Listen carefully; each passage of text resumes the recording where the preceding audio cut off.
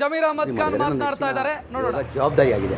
ಮಂತ್ರಿ ಮಾಡಿಲ್ಲ ಅಂದ್ರೂ ಪಕ್ಷದ ಕೆಲಸ ಮಾಡಿ, ನೀನು 3 ವರ್ಷ ಮಂತ್ರಿ ಆಗಿದ್ದೆ, ನೀನು 2 ವರ್ಷ 28 ಚುನಾವಣೆ ಬರ್ತಾ ಇದ್ದೆ, ನೀನು ಪಕ್ಷದ ಕೆಲಸ ಮಾಡಿದ್ರು ಅದಕ್ಕೂ ನಾನು ಸಿದ್ಧ ಆಗಿದ್ದೆ.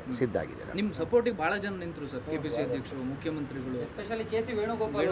ಇಲ್ಲ, ಎಲ್ಲರೂ ಈಗ ಎಲ್ಲರೂ ನಿಂತ್ಕೊಂಡು ಆಗಿದ್ದಕ್ಕೆ ಇವತ್ತು ಆಗಿರೋದು. ಎಲ್ಲರೂ ನಿಂತು ನಾನು ಆಗಲೇಬೇಕಂತ ಇದ್ದಕ್ಕೆ ಇವತ್ತು ಆಗಿರೋದು. ನಾನು ಯಾರೂ ತಪ್ಸಕ್ಕಾಗಿಲ್ಲ. ತಪ್ಸಕ್ಕಂತ ಇಲ್ಲ. ಈಗ ನಮ್ಮ ಪಕ್ಷ ಏನು ಹೈಕಮಾಂಡ್ ಪಕ್ಷ, ಹೈಕಮಾಂಡ್ ತೀರ್ಮಾನ. ಎಲ್ಲರೂ ನಾನು ಮುಂಚೆನೂ ಭಾಳ ಸತಿ ಹೇಳಿದ್ದೀನಿ, ನಮ್ಮ ಅಭಿಪ್ರಾಯ ನಾವು ಹೇಳ್ಬೋದು. ಅಂದರೆ ತೀರ್ಮಾನ ಮಾಡೋರು ಯಾರು? ಹೈಕಮಾಂಡ್ ತೀರ್ಮಾನ ಮಾಡೋದು. ನಾವು ಸುಮ್ಮನೆ ಹೋಗಿ ದಿಲ್ಲಿಯಲ್ಲಿ ನಮ್ಮ ಕೊಡಿ ನಿಮ್ಮ ಕೊಡಿ ಅಂದರೆ ಅದೆಲ್ಲ ಆಗಲ್ಲ.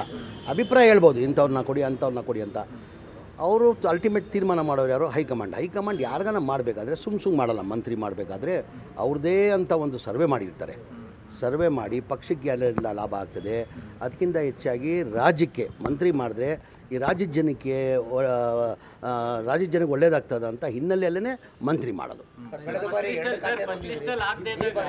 ಈಗ ಯಾವ ಖಾತೆ ಅಂತ ಹೇಳೋಕ್ಕಾಗಲ್ಲ. ಮನೆ ಮುಖ್ಯಮಂತ್ರಿ ಬಿಟ್ಟಿದ್ದದು, ಯಾವ ಕೊಡ್ತಾರೋ ಗೊತ್ತಿಲ್ಲ. ನನಗೆ ವಸತಿ ಖಾತೆ ಕೊಟ್ಟಿದ್ದರು.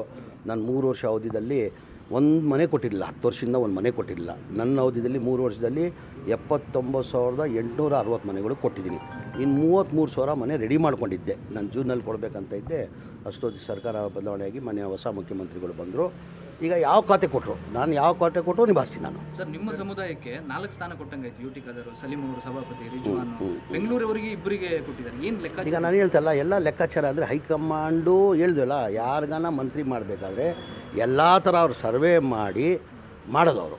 ಈಗ ಅವರು ಸರ್ವೆ ಮಾಡಿ ಅವ್ರು ಮಾಡಿದ್ರೆ ಹೈಕಮಾಂಡ್ ಅವ್ರಿಗೆ ಗೊತ್ತಿರ್ತದೆ ಎಲ್ಲ.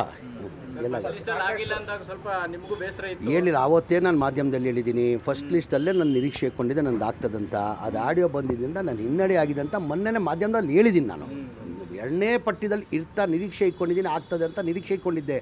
ಆದರೆ ಪಕ್ಷ ಹೈಕಮಾಂಡ್ ಏನು ನಿರ್ಧಾರ ಮಾಡ್ತಾರೆ ಅದಕ್ಕೆ ಬದ್ಧ. ನನ್ನ ಮಂತ್ರಿ ಮಾಡಿದ್ರು ಸರಿ, ಇಲ್ಲ ನೀನು 28ರಲ್ಲಿ ಚುನಾವಣೆ ಬರ್ತದೆ, ನೀನು ಪಕ್ಷಕ್ಕೆ ಕೆಲಸ ಮಾಡೋದ್ರು ಪಕ್ಷಕ್ಕೆ ನಾನು ಕೆಲಸ ಮಾಡೋಕ್ಕೂ ಸಿದ್ಧ ಆಗಿದೆ. ಇವತ್ತು ನನ್ನ ಜವಾಬ್ದಾರಿ ಕೊಟ್ಟಿದ್ದಾರೆ. ಯಾರಿಲ್ಲ ವಿರೋಧಿಗಳು. ನಾನು ಹೇಳ್ತಲ್ಲ, ಕೇಳಿ ಒಂದು ನಿಮಿಷ. ಅವ್ರು ಈಗ ಅದು ಏನೇನು ಪ್ರಯತ್ನ ಮಾಡಿದ್ರು ಅದು ಬೇಡ. ಅದೆಲ್ಲ ಈಗ ಪಕ್ಷ ನನಗೆ ಜವಾಬ್ದಾರಿಯನ್ನು ಕೊಟ್ಟಿದೆ, ಆ ಜವಾಬ್ದಾರಿಯನ್ನು ನಿಭಾಯಿಸ್ತದೆ. ಅವ್ರು